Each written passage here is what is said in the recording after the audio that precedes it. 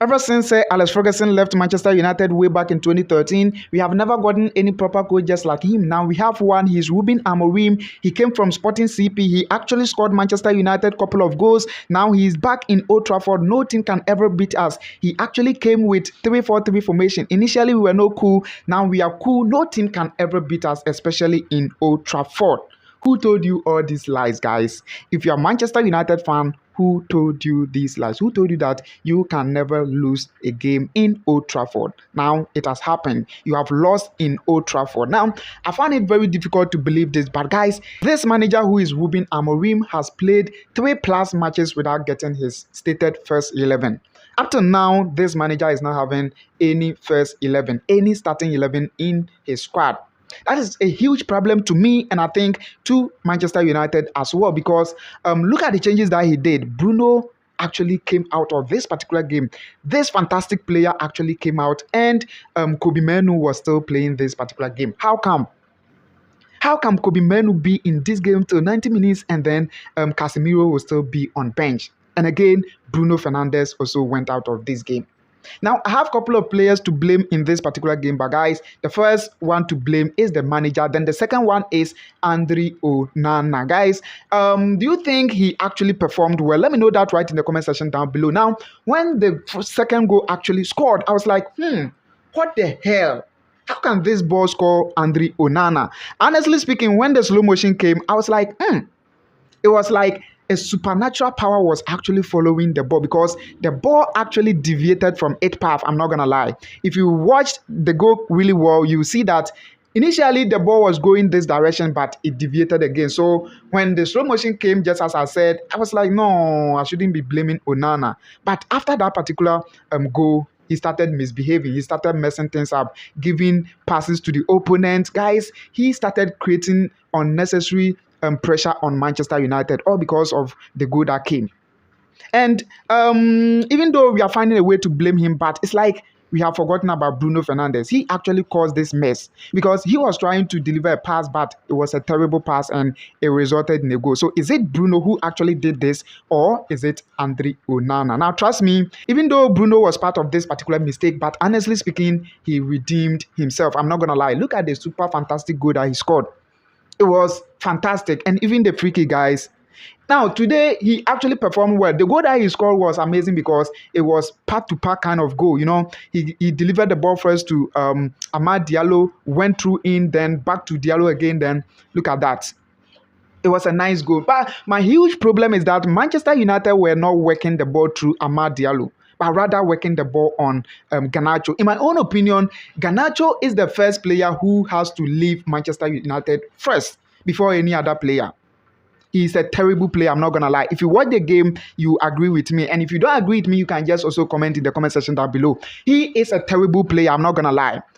Look at the critical chances that he has been missing. Not even in this particular game, but a couple of matches that he has played. He keeps on missing huge and critical chances. So I think even the goal that Holland scored, if you look at it carefully, it was him who was supposed to score that particular goal.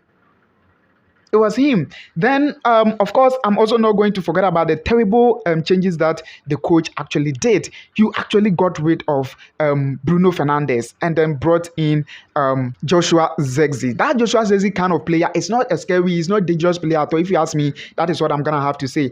The last or the previous game that they played, he had 2 goals, but trust me, all the goals were not difficult goals that it has already been established. It is just a matter of tapping the ball right inside the goalpost. It wasn't difficult goals at all. So if he's basing on those particular goals to bring in Joshua Zirkzee, in my own opinion, it is not right decision at all. Bruno Fernandes was a player who was delivering key passes. He was pushing the ball. He was, hungry for goals. Then you have removed him from the game.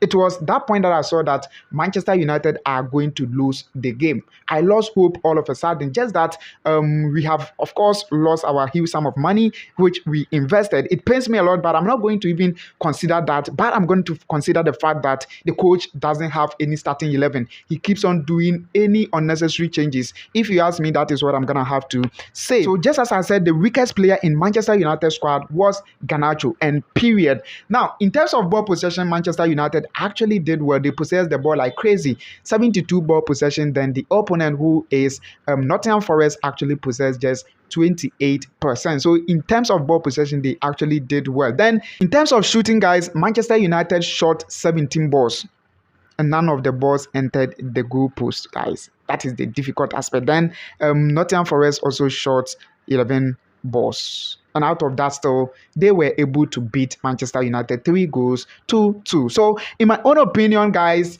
Manchester United were not supposed to lose this particular game. Of course, some of the changes that the manager did actually affected the team. They must actually let the team know that Amad Diallo is their key player now, and therefore, they must work the ball through him all the time.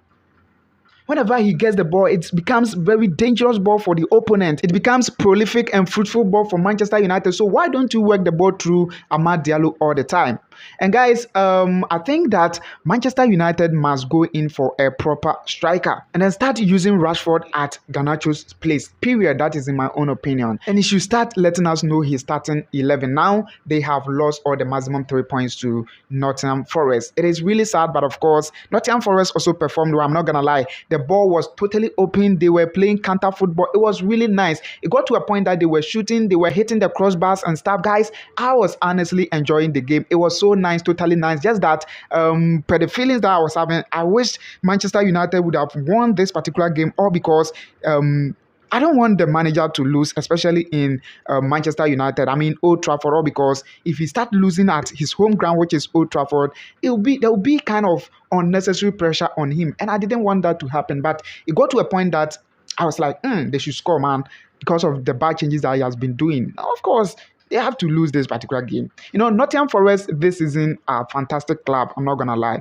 they are super fantastic club, and possibly they are even entering into the top 4, and probably next season they are going to be playing Champions League. So they were a favorite for this particular game, but just that Manchester United were actually using their name to overshadow Nottingham Forest. But ideally, they were better than Manchester United. So guys, let me know your thoughts right in the comment section down below. Manchester United have lost by 3-2 in their home ground, which is Old Trafford. I am blaming the manager. I am blaming Garnacho. What do you think? Let me also know your thoughts right in the comment section down below. Thanks for watching, and don't forget to subscribe. Tap on the bell notification so that you'll be notified whenever I release a new video. See you again on the next video. Have a nice day. Take care. Bye-bye.